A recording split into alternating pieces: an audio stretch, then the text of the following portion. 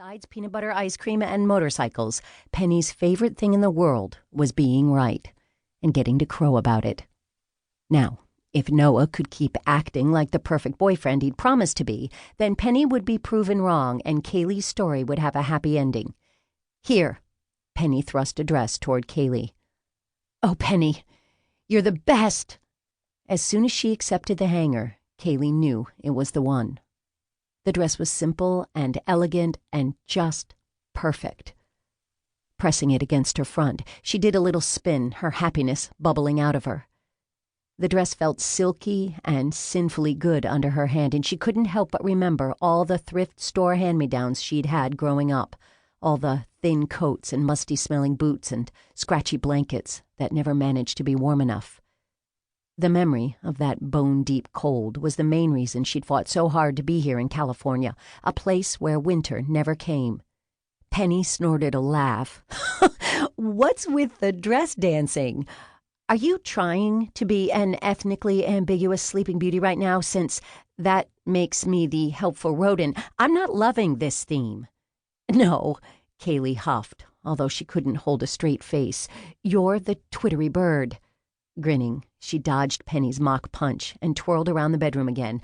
"I'm just happy. Everything is going right. I have a job I love, a home I love, a Penny I love, a dress I love, a new boyfriend I—" Narrowing her eyes, Penny warned, "Don't say it." Even Penny's death glare couldn't dampen Kaylee's spirits, and she laughed merrily.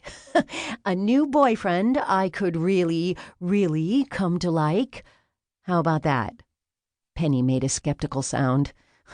"As long as you don't let that like blind you to any creeper warning signs." "I won't," Kaylee promised. The sunlight soaked into her skin, warming her, and she wiggled her toes in delight. It was going to be an amazing night.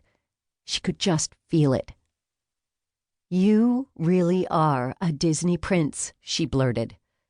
Noah's eyebrows drew together even as he laughed and leaned closer so the other guests around the table couldn't hear their conversation. "What?" "I mean, your hair alone is pretty much irrefutable evidence." Kaylee fought the urge to reach over and muss it a little. It was gold and perfect, just long enough to frame his handsome face. Sure, credit could be given to a talented and expensive stylist, but Kaylee was leaning more toward princely genes. And you open doors, and you pull out chairs, and that's manners, not proof that I'm animated royalty, Noah interrupted, his mouth still curled in amusement. "If I really were a prince, I would have picked you up tonight.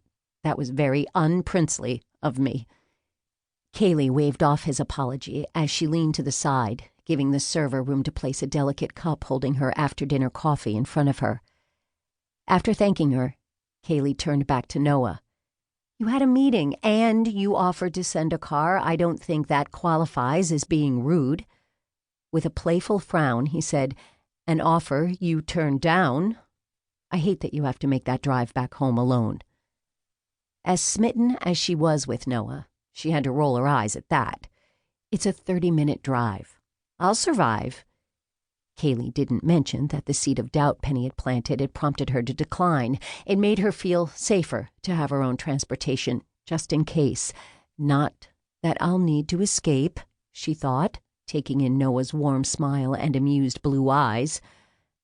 Martin, Noah's uncle, cleared his throat, drawing her attention to where he sat at the head of the table, framed by the wall of windows behind him. Darkness transformed the glass into a mirror, reflecting the enormous room back at them, as if it needed to look twice as big. The house was huge, set like an island on lush, irrigated, and landscaped acres. Kaylee couldn't even imagine how much the sprawling L.A. property was worth. As expensive as it must have been, the decorating scheme was a little too ostentatious for Kaylee's taste. It felt as if everything had been chosen to impress visitors with the owner's wealth rather than to create a home. Although Kaylee had a healthy appreciation for financial stability, she was happy just to be able to pay her mortgage and buy food and have enough left over for some really nice shoes. The plushy glamour of Noah's uncle's home left her cold. "So, Kaylee," Martin said.